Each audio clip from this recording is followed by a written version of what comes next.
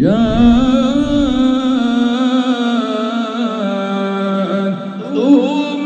رسلهم بالبينات وبالزبر وبالكتاب المنير.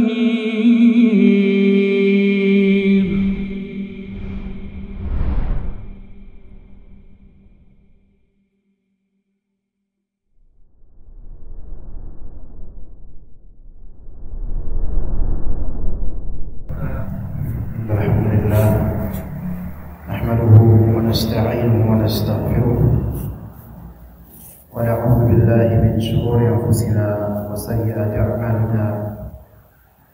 May yahdihillahu fala mudilla lahu wa may yudlil fala hadiya lahu.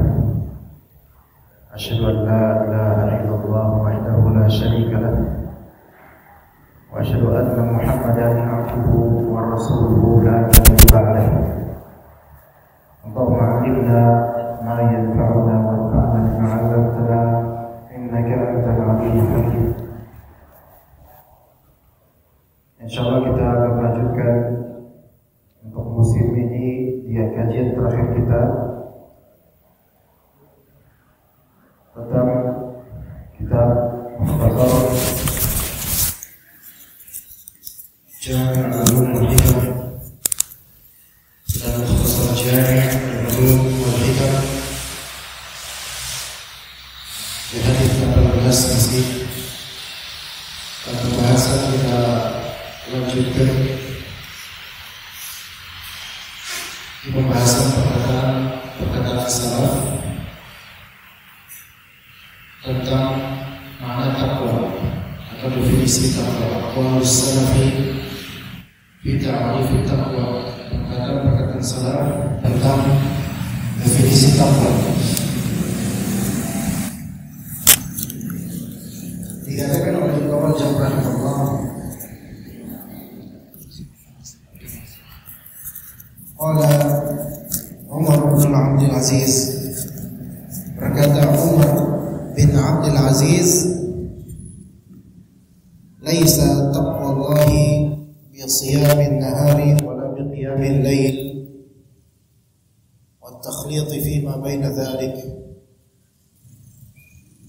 Bukan termasuk ketakwaan pada Allah bukan hanya dengan berpuasa di siang hari, dan bukan pula hanya gemar salat sunnah di malam hari, bahkan bukan pula dengan menggabungkan di antara keduanya. Walakin taqwallahi tarku ma harramallahu wa ada'u ma aftaradallah. Tapi takwa kepada Allah itu yang hakiki adalah meninggalkan apa-apa yang Allah haramkan dan menunaikan apa-apa yang Allah wajibkan. Faman ruziqa ba'da dzalika khaira fa huwa khairun ila khair. Adapun setelah itu, jika siapa yang dianugerahi kebaikan setelah itu, maka itu adalah satu kebaikan yang merupakan tambahan kepada kebaikan yang lain. Di sini Umar bin Abdul Aziz bukan bermaksud meremehkan derajat siyam dan qiyam, derajat puasa dan salat malam, bukan bermaksud meremehkan itu, bukan. Tetapi janganlah manusia itu terpedaya dengan dirinya yang puasa kemudian merasa udah sempurna, dia udah bertakwa dan puasa, atau dirinya qiyamul lail dan sudah sempurna, dia merasa bertakwa dengan qiyamul lailnya itu, udah merasa sempurna. Atau bahkan dia menggabungkan antara siyam dan qiyam, puasa di siang hari, qiyamul lail di malam hari. Masya Allah. Tetapi di sini Umar bin Abdul Aziz menekankan dan mengingatkan bahwasanya kalaupun kita siangnya puasa, malamnya tarawih di Ramadan. Dan itu Masya Allah. Namun tetap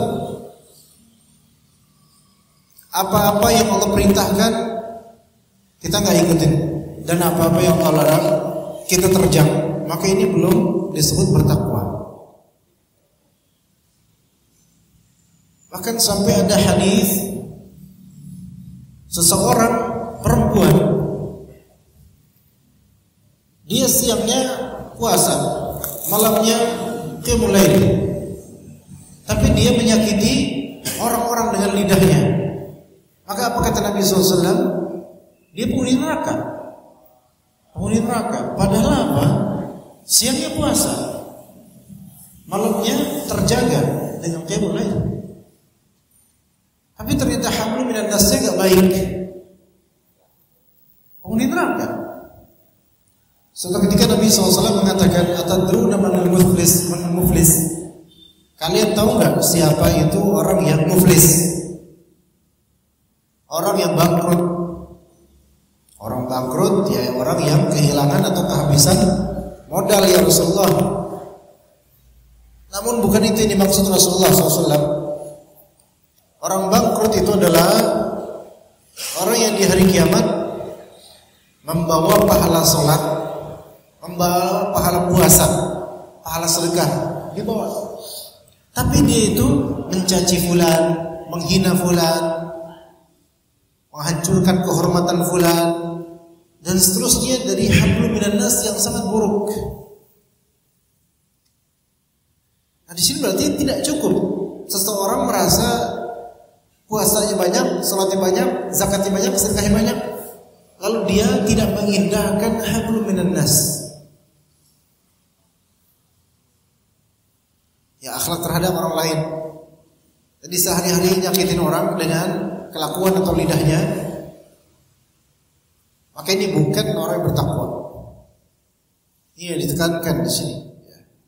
Kemudian qala Talq bin Habib, berkata Talq bin Habib, at-taqwa an ta'mala bi ta'atillah ala nurin min Allah tarju thawab Allah, wa an tatruka ma'siyatallahi ala nurin min Allah takhafu 'iqab Allah.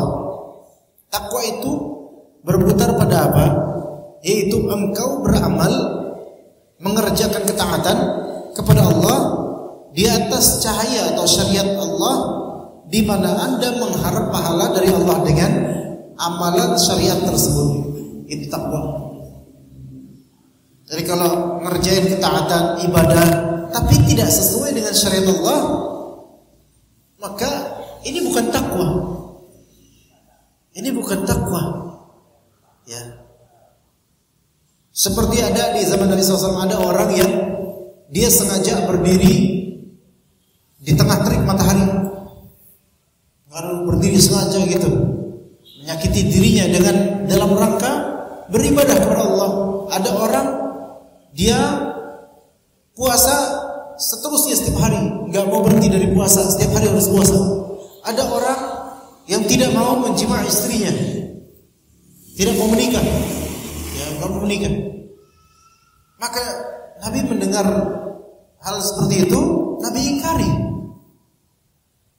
Adapun saya duduk biasa di rumah biasa, dan kemudian saya menikah dan melakukan hubungan seksual dengan istri, kemudian juga saya puasa dan juga saya berbuka normal kayak orang biasa, beramal saleh. Maka Nabi mengingkari seperti itu. Man raghiba an sunnati falaysa minni, kata Nabi SAW. Barang siapa yang tidak suka dengan sunnahku, maka bukan termasuk golonganku. Nah, jadi kalau orang mengerjakan ketaatan tapi tidak sesuai dengan sunnah Nabi, ini tidak disebut bertakwa. Tidak disebut bertakwa. Mau kayak gimana, kayak bentuk sunnahnya atau gimana, bentuk amalannya mau gimana, kalau nggak sesuai sunnah tidak termasuk ketakwaan. Nah, di belakangan hari ini kan Sya'ban, akhir Sya'ban, besar kemungkinan Jumat akhir Sya'ban, tanggal 29 Sya'ban atau 29 Februari mungkin. kemungkinan besar Sabtunya kita insya Allah 1 Ramadan puasa. Nah, tradisi Sya'ban, inman nisfu Sya'ban, ada doa tertentu, amalan tertentu, ini tidak ada sunnahnya, tidak ada sunnahnya. Tidak ada hadis sahih tentang itu. Juga mengkhususkan ziarah ke makam almarhumah di akhir Sya'ban atau di awal Ramadan atau di hari Lebaran, mengkhususkan itu, ini tidak ada sunnahnya. Sunnahnya adalah ziarah kubur mutlak. Tapi ketika kita mengeksklusifkan waktu ziarah kubur di akhir Sya'ban karena orang-orang pada begitu, maka ini adalah suatu amalan yang tidak di atas cahaya, tidak di atas syariat Allah, dan ini bukan ketakwaan. Walaupun atas nama bakti pada orang tua yang telah wafat, tapi ketika tidak ada contoh pengkhususan seperti ini, ya takwa.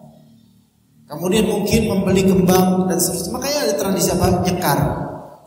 Nyadran di Sya'ban akhir-akhir. Nyekar berarti ngembangin kuburan. Nyadran, ritual tertentu biasa di Jawa Tengah biasa, di Jawa Timur, atau umumnya orang Indonesia banyak seperti itu.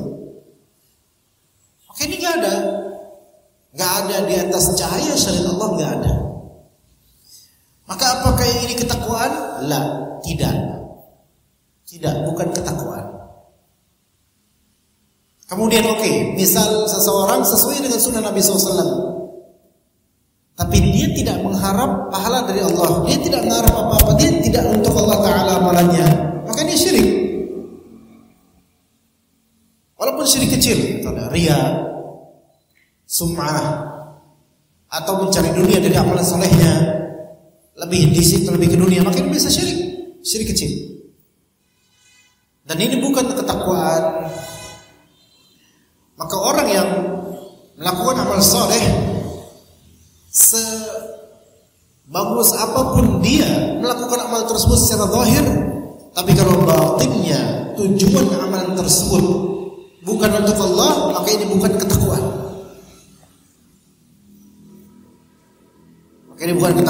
Maka lillahi ta'ala dan mengharap pahala dari Allah, inilah ketakwaan dalam beramal.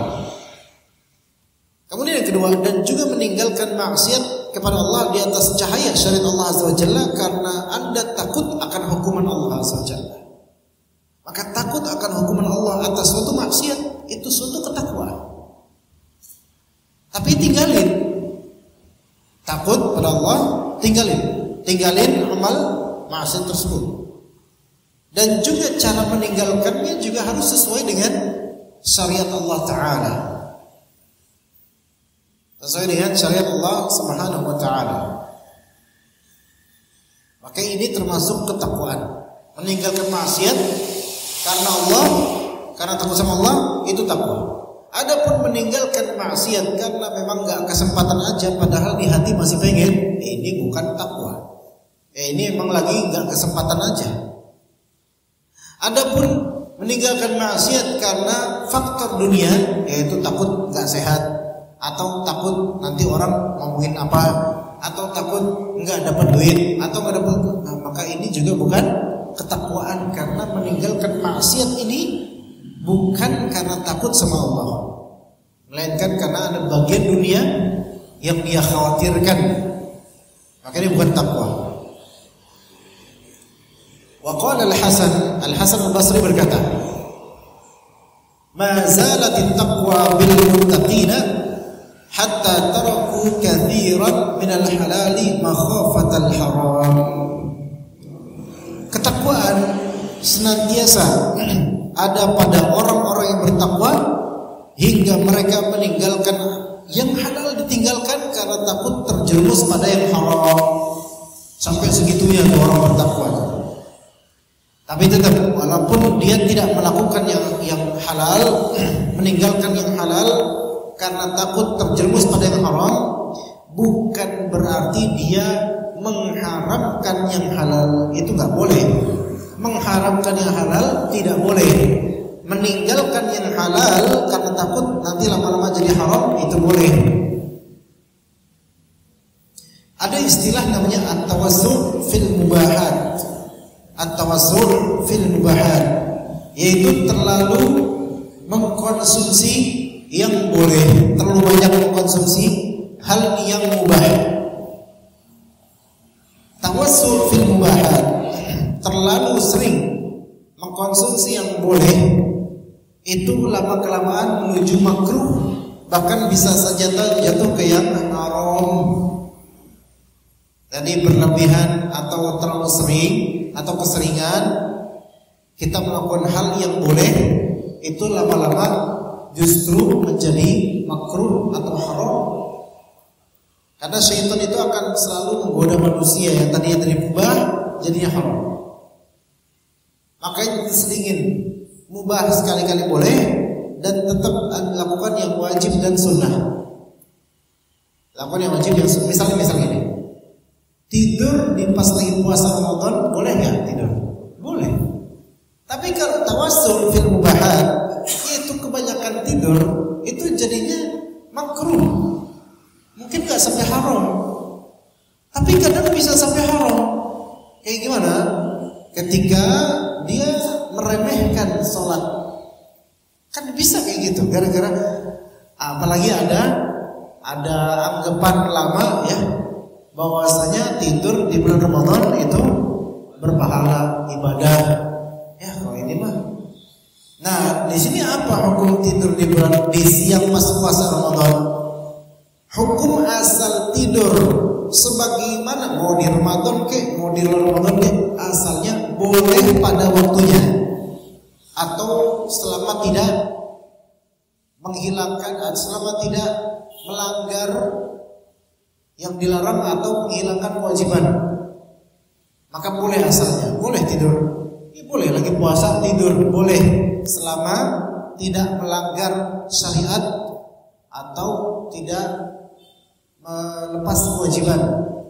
Ya kalau misalnya tidur pas jam kerja di kantor, nah itu nggak boleh. Karena apa? SOP-nya dia harus kerja bukan tidur, kan gitu. Oke. Itu boleh. Nah sekarang lagi liburan, tidur terus tuh seharian dengan alasan habis subuh tidur, sampai siang jam 10 tidur, atau jam zuhur tidur. Ini malas banget itu. Asar bisa tidur, sehingga banyak zikir yang dia nggak melakukannya, amalan soleh yang dia kehilangan, luput darinya. Gara-gara apa? Tidur. Tiba-tiba enak gitu hari, kayak gak kerasa kayak harinya, gak kerasa tidur terus.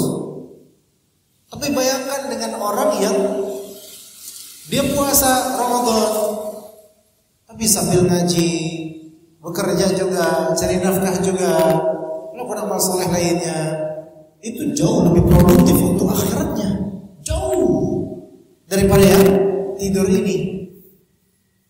Tapi kapan tidur di pas lagi puasa bisa berpahala? Ayo kapan? Ketika tidur itu lebih baik buat dia daripada enggak tidur. Ketika tidur itu lebih baik daripada enggak tidur. Contoh, misal saja, dia ini punya gejolak nafsu yang tinggi, libidonya tinggi, dan ternyata godaan untuk menunaikan hajat seksual di pas lagi puasa itu tetap tinggi. Apalagi tadi mungkin dia keluar melihat sesuatu yang membuat syahwatnya naik. Namun ini kan gak boleh dia melakukan hubungan seksual, maka dia pun melampiaskan dan menghilangkan itu dengan tidur. Maka tidur di sini menjadi ibadah dalam rangka menghindari yang haram. Itu. Atau dia lapar banget dan dia termasuk orang yang mudah lapar, juga kebiasaan makan, maka dia lampiaskan dengan tidur aja. Maka tidur di sini dia usaha tidur ini ibadah buat dia. Karena apa? Menghindari yang haram. Atau dia ajak sama teman-temannya maksiat di lagi puasa, atau dia ajak hal yang sia-sia. mendingan saya tidur. Nah, maka tidur di sini jadi ibadah daripada dia dalam rangka dia meninggalkan hal yang sia-sia atau meninggalkan hal yang haram, maka bisa menjadi ibadah. Jadi takwa nggak ini? Takwa. Atau bisa jadi misal dia kerja sebagai security, ya, di malam hari shift malam, maka dia harus tidur siangnya. Nah, maka dia persiapkan tidur di siang hari dari pagi atau siang, sore juga mungkin, ya. Supaya apa? Supaya dia bisa prima kerjanya nanti malam. Maka ini juga tidur merupakan ibadah karena untuk keberlangsungan penunaian kewajiban di malam hari, yaitu bekerja sebagai security, karena security amanah. Jadi jangan meremehkan pekerjaan ini. Ya, kan juga yang kita tinggal di komplek bukan security ya repot juga. Maka ini termasuk pekerjaan yang halal, bermanfaat bagi kaum muslimin. Ya, begitu. Baik. Abdullah bin Mas'ud radhiyallahu anhu, beliau berkata tentang firman Allah Ta'ala berkaitan dengan firman Allah di surat Ali Imran 102. Wattaqullaha haqqa tuqatih. Bertakwalah kalian kepada Allah dengan sebenar-benar takwa kepadanya. Maka kata Abdullah bin Mas'ud, an yuta'a fala yunsa, wa yudhkara fala yunsa, wa an yushkara fala yunfar. Yaitu takwa itu adalah, maksudnya Allah Ta'ala berhak untuk dijadikan objek ketakwaan, yaitu maknanya karena Allah ditaati dan tidak didurhakai, karena Allah harus diingat dan tidak boleh dilupakan. Jadi kita itu jangan lupa Allah SWT, sering zikir, dan Allah Ta'ala disyukuri, harus disyukuri oleh manusia ini dan tidak boleh dikufuri. Dan kata Ibnu Rajab, wa syukruhu yadkhulu fi jami'i fi'li ta'at.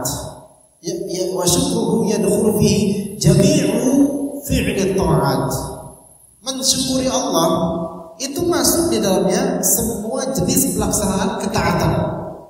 Semua ketaatan, semua amal soleh,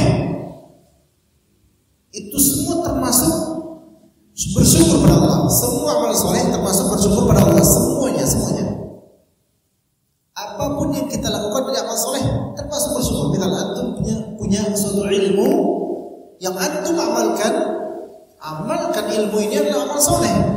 Mengamalkan ilmu adalah suatu perbuatan baik, dan ini termasuk mensyukuri Allah atas ilmu yang telah Allah Ta'ala berikan. Ya, pernah saya di sini ngajarkan tentang hadis, innaka lan tunfiqa nafaqatan tabtaghi biha wajhallah illa ujirta biha. Tidaklah engkau menafkahi satu nafkah yang mana dengan nafkah itu engkau mencari wajah Allah dengannya, kecuali Allah Subhanahu wa ta'ala, kecuali engkau akan diganjari dengan sebab nafkah yang ikhlas tersebut. Hatta an tad'a al-luqmata fi fimratik, sampai engkau menyodorkan suatu suapan ke mulut istrimu, itu ada pahalanya. Antum dengar hadis ini, kemudian nanti sampai rumah antum melakukan itu, nyuapin istri dengan makanan saking romantisnya, maka melakukan perbuatan menyuapin istri dengan makanan ini termasuk apa? Mensyukuri ilmu yang telah Allah kasih berupa hadis tadi yang telah kita dengar. Itu termasuk syukur, ya, termasuk syukur.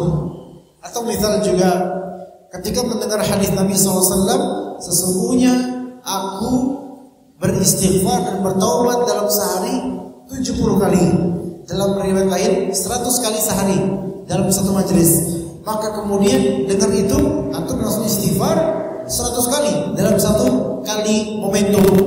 Maka perbuatan istighfar 100 kali ini adalah bentuk syukur terhadap ilmu yang Allah Ta'ala berikan kepada kita. Belum, masih banyak lagi, ya, masih banyak lagi. Contoh lain, ketika antum misalnya membaca buku melakukan riset ilmiah secara syar'i, membaca kitab, membaca ayat dan tafsirnya. Nanti di bulan Ramadan misalnya jam 11 antum wudu, setelah tidur sejenak antum wudu, kemudian salat duha, kemudian habis itu ngaji baca Al-Qur'an, mentadabburi Al-Qur'an, kemudian mendengarkan azan zuhur, hati tenang senang gitu. Terus sholat sunnah 2 rakaat di rumah atau di masjid, dan datang ke masjid dengan nikmat, dengan enak. Itu semua kan amal soleh. Maka ada rasa kemudian, enak ya tadi ya, sholat di rumah duha, terus baca Al-Quran pas lagi puasa, ya Allah rasanya nikmat banget gitu. Nah terus abis itu kepengen beramal soleh berikutnya, yaitu sholat berjamaah.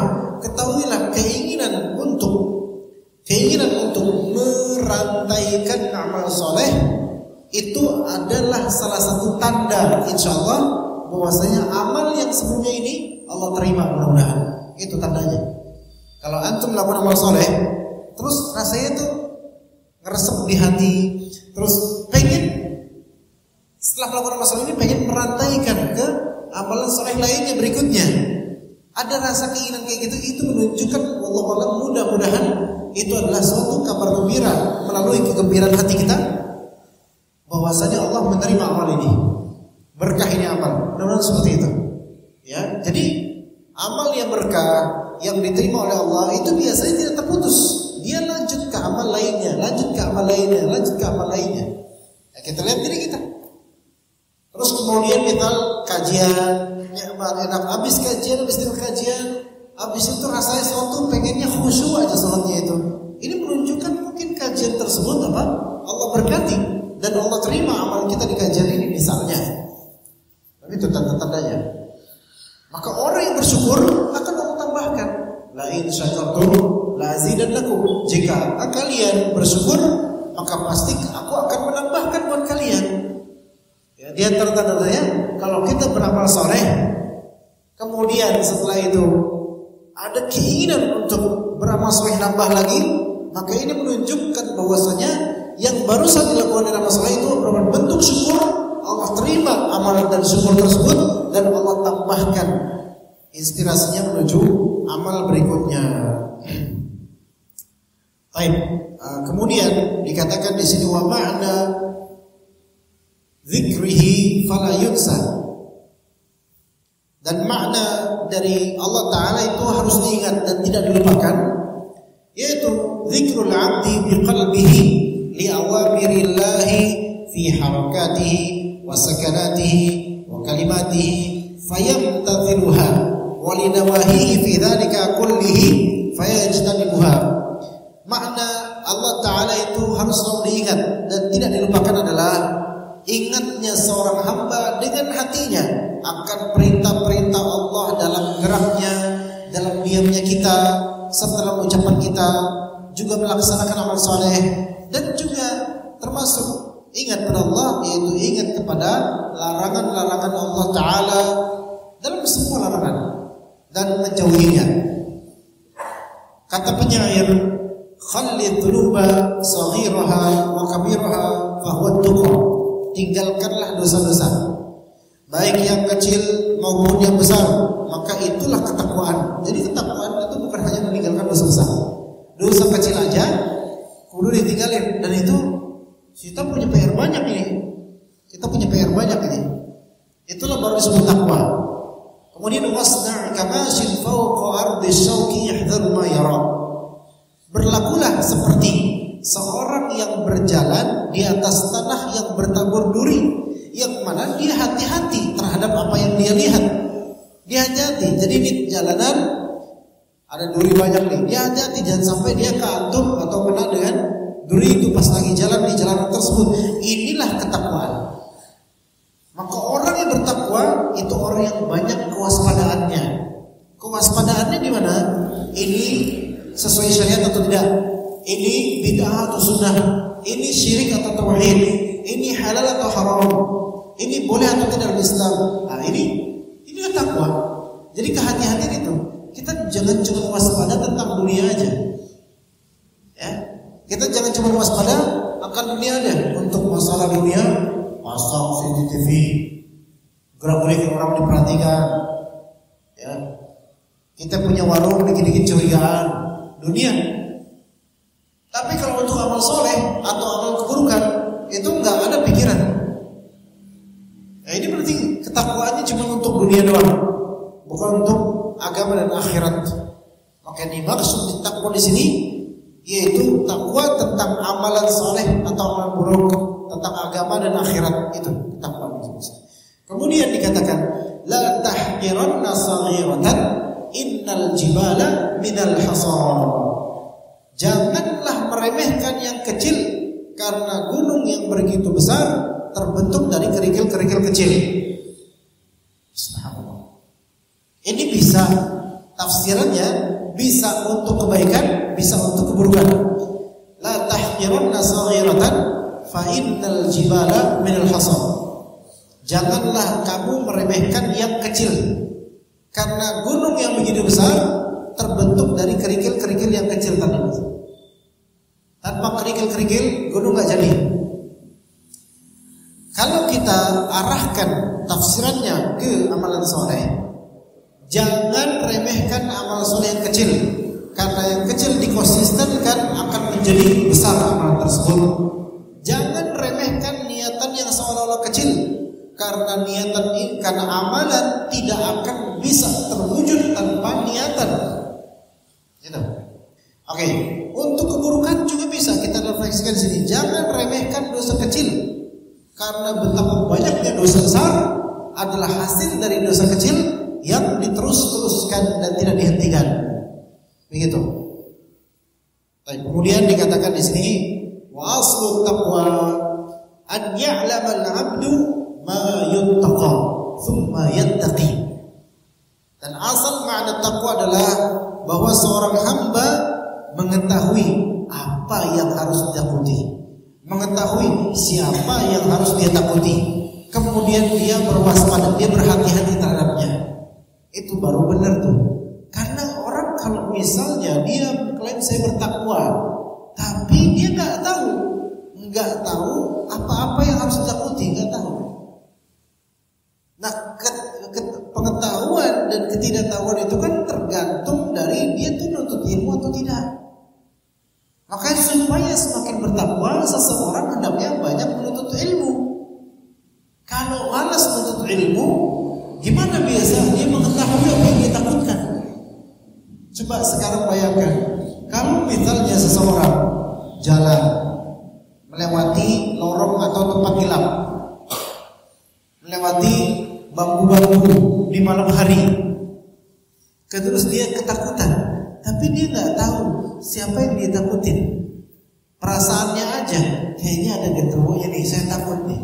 Itu kan khayalan, nonsens, nggak ada, nggak kelihatan, nggak ada.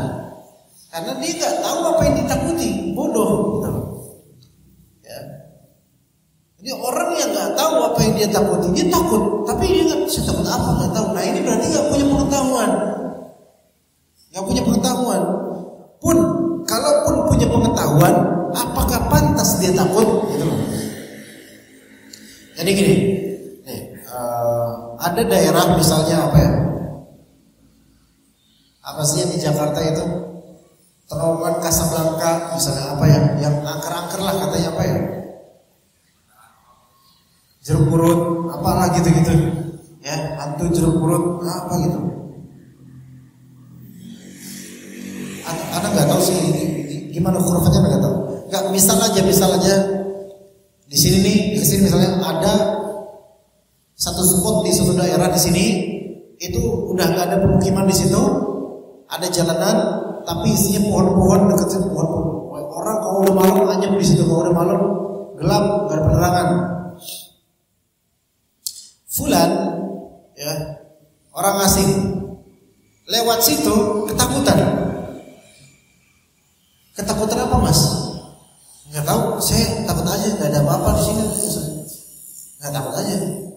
Kalau cuma takut gelap karena takut jatuh, wajar manusia ya.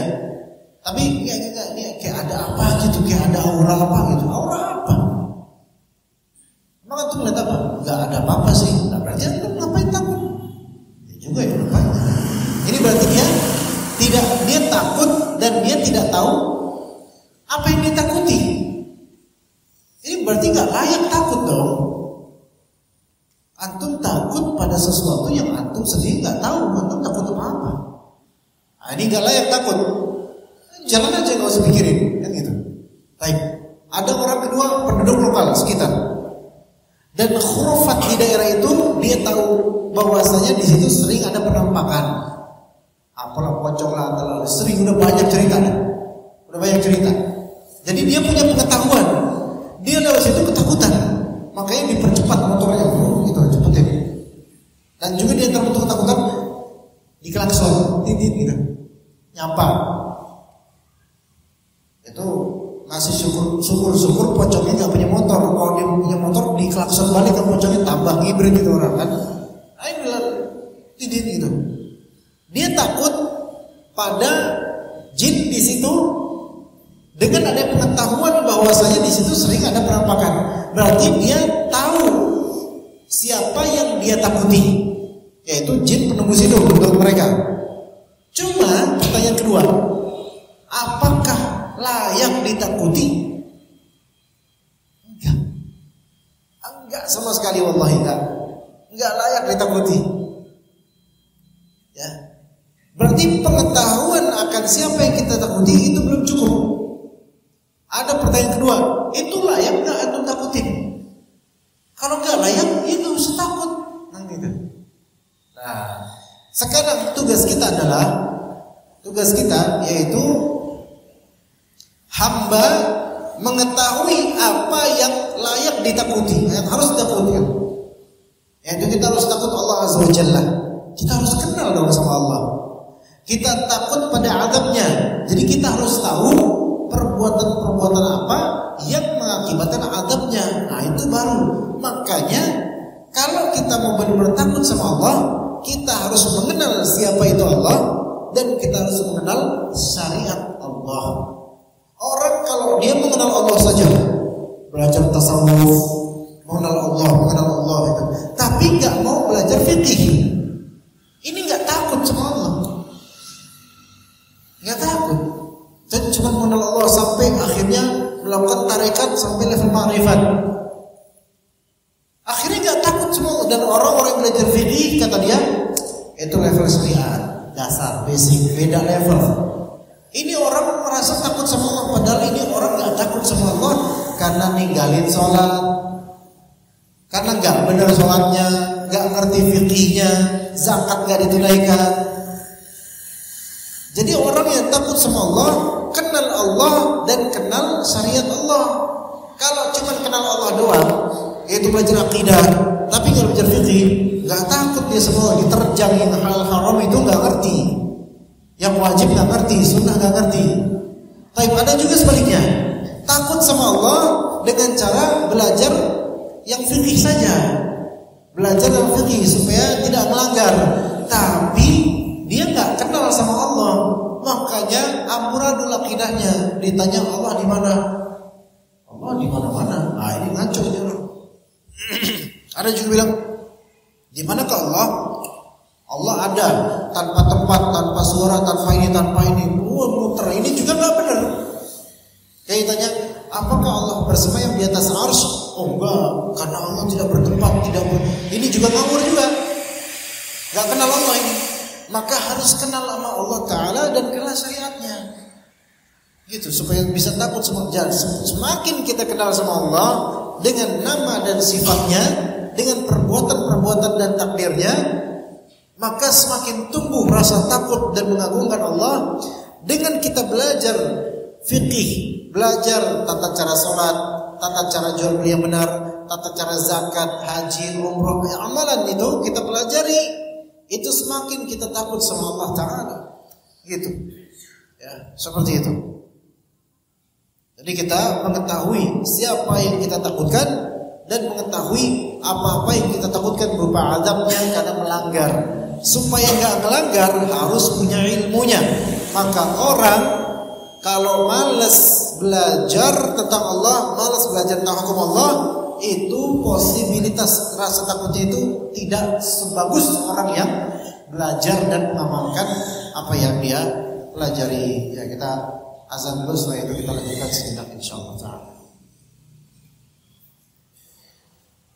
Baik, kemudian dikatakan oleh Ma'ruf Al-Karhi wa zakara Ma'ruf Al-Karhi an Bakar bin Khunais, dari Bakar bin Khunais yang berkata, kaifa yakunu muttaqiyan man la yadri ma yattaqi. Bagaimana mungkin akan bertakwa orang yang tidak mengetahui apa-apa yang harus takuti? Dia nggak tahu apa yang harus takuti. Gimana bisa dia bertakwa? Ya. Kita ketika anak mungkin beranjak dewasa atau mau sekolah atau mau kemana gitu, kita sebagai orang tua kadang-kadang ngasih tahu anak, ya, hati-hati, ya kita lewat sana hati-hati. Itu jalanannya mungkin banyak terjadi kecelakaan di situ. Mungkin lewat situ banyak dulu ada kejadian begal misalnya. Ya bukan nakut-nakutin, cuman hati-hati aja nanti. Supaya anak ini ngerti. Nah, tugas para dai itu kayak gitu. Makanya kalau misalnya penceramah atau dakwah itu cuman yang nyenengin orang doang, nggak benar dakwahnya. Itu ninaboboin masyarakat, nggak benar. Harus dikasih tahu orang-orang itu, ya, tentang tauhid, syirik kayak gimana, contoh-contohnya apa yang berlaku di negeri kita, daerah kita gimana syiriknya, kayak gimana, itu harus dikasih tahu. Kalau ditutup-tutupin, berarti kan nggak ngajak orang bertakwa dong. Sebagian orang bilang, umat ini supaya bangkit harus dari sektor ekonomi dulu. Maka harus kita ini ekonomi syariah, betul, ya ada benarnya juga, betul. Tapi sebelum kita ekonomi syariah, orang itu nggak bakal mau ninggalin hal yang haram kecuali dia ada tauhidnya, takut sama Allah, gitu loh. Jadi akidahnya, tauhidnya. Lawangnya syirik yang syirik aja banyak ini kok dikonsumsi sama orang hal yang syirik. Dan banyak yang masih menganggap bahwa saya syirik itu adalah nyembah berhala doang. Masih banyak yang nggak begitu. Menyembah berhala jelas itu syirik, tapi bukan satu-satunya. Sekarang bahkan orang Muslim nyembah berhala langsung sujud berhala itu jarang banget. Tapi syirik itu sampai apa? Selfie. Kadang bisa subhatnya apa? Selfie dekat Ka'bah pas umrah. Kemudian pamer ini, pamer itu. Nah, itu bisa masuk syirik, Orang masa kayak gitu dong syirik. Emang kita nyembah berhala apa? Nah, ini salah. Salah mindset. Berarti banyak orang di Indonesia ini yang tidak diberitahu tentang hal-hal yang terlarang seperti syirik dengan detailnya, sehingga pada nggak takut sama syirik. Nabi Ibrahim alaihissalam saja itu khawatir dirinya dan keturunannya terjangkit syirik. Kata Nabi Ibrahim alaihissalam, wajnubni wa baniya an na'budal asnam. Ya Rabb, jauhkanlah saya dan keturunan saya dari idolatry, penyembahan berhala. Penyembahan berhala. Idola itu kan dari kata idolatry itu sebenarnya pemberhalaan, artinya berhala. Idol itu aslinya berhala, asli maknanya. Coba cari di Google. Asal kata idol, asal makna. Coba tahu Google Pro dengan saya, ya. Asal makna idol. Dari kata Yunani, dari bahasa Yunani, kata idola berasal dari bahasa Yunani, dari kata eidolon, berarti gambar, bentuk, rupa. Nah, dalam bahasa Inggris idol berarti idola, didefinisikan seseorang atau sesuatu yang sangat dicintai atau dikagumi. Dan pada asalnya itu artinya tadinya sebagai berhala. Kita katakan, apakah idol artinya berhala? Dikatakan iya. Kata idol dalam bahasa Inggris dapat diartikan sebagai berhala dalam bahasa Indonesia. Kemudian bisa berhala adalah gambar atau representasi dewa yang digunakan sebagai objek pemujaan. Dalam Al-Quran berhala disebut asnam, idol. wajnubni wa baniya an na'budul asnam. Ya Allah, jauhkanlah saya Nabi Ibrahim dan keturunan saya daripada menyembah idols, yaitu berhala-berhala asnam. Nah sekarang kalau seseorang mengidolakan, mengagumi berlebihan sampai mencintai idolanya lebih daripada dia mencintai Rasulullah atau daripada mencintai Allah Azza wa Jalla, maka ini ada syirik mahabbah namanya. Syirik mahabbah itu apa? Penyekutuan terhadap Allah, menduakan Allah dari segi cinta, dari segi objek cinta atau perbuatan mencintai. Kata Allah Azza wa Jalla, wa minan nasi, kata Allah Azza wa Jalla di surah Al-Baqarah, wa minan nasi may yattakhidhu min dunillahi andada yuhibbunahum ka hubbillah walladzina amanu ashaddu hubban lillah. Di antara manusia ada yang menjadikan sekutu-sekutu Allah, sekutu bagi Allah. Mereka mencintai sekutu-sekutu itu, idols tersebut, seolah-olah seperti mencintai Allah Subhanahu wa taala. Jadi super taat, totalitas taat kepada idola. Sampai rela membela-bela buat habis berjuta-juta demi ikut konsernya. Tapi kalau ke masjid enggak pernah. Ini berarti ada apa? Cinta pada makhluk melebihi cinta pada Khaliq. Nah, ini ada syiriknya di sini. Ya ini syirik. Memang enggak bakal dia sujud ke berhala, enggak bakal dibilang itu syirik kata dia. Nah, tapi ada kesyirikan di hatinya dengan mencintai makhluk lebih daripada mencintai Allah Subhanahu wa taala. Oke, orang-orang perempuan-perempuan atau yang di konser-konser itu yang sampai nangis-nangis melihat K-pop atau Korea-Korea itu sebenarnya terjadi kesyirikan tanpa sadar. Karena tema-tema syirik, tema-tema yang membahas tentang mengusung tentang masalah syirik dan rinciannya mungkin belum tersentuh di mereka. Makanya ajaib kalau kita udah kenal sunnah, kenal tauhid, tapi kemudian masih nangis ketika nonton Korea. Lagi-lagi jenggotan gede badannya, cingkrangan, ngeliat Korea nangis. Ini gendernya apa nih orang? Gak mungkin, gak masuk akal dalam dakwah sunnah seperti ini. Ya, karena ini masuk dalam masalah syirik, mengidolakan seperti ini. Nauzubillah min dzalik. Ya, hati-hati. Jadi bagaimana mungkin akan bertakwa orang yang tidak mengetahui apa-apa yang harus ditakuti. Kalau nggak tahu tentang syirik, ya gimana dia bisa takut akan syirik? Nabi Ibrahim aja khawatir akan kesyirikan. Nabi Muhammad SAW sebelum wafatnya beliau mengatakan apa? La'anallahu al-yahud wal nasara ittakhadhu qubur anbiya'ihim masajid. Terlaknatlah Yahudi dan Nasrani, mereka menjadikan kuburan-kuburan para nabi mereka sebagai tempat sujud. Nah, kemudian kuburan-kuburan orang Muslim di sini tidak sedikit yang dijadikan seolah fungsinya seperti masjid. Sering ziarah jauh-jauh ke sana, kemudian sujud di sana, ngalap berkah di sana, minta-minta sama mayit di sana. Ya subhanallah, ini maksud yang dikhawatirkan oleh Rasulullah SAW. Tapi kenapa mereka kok nggak khawatir? Kenapa nggak khawatir?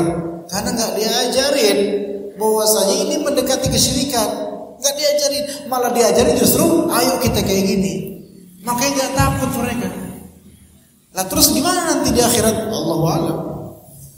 Nggak tahu dah. Ya.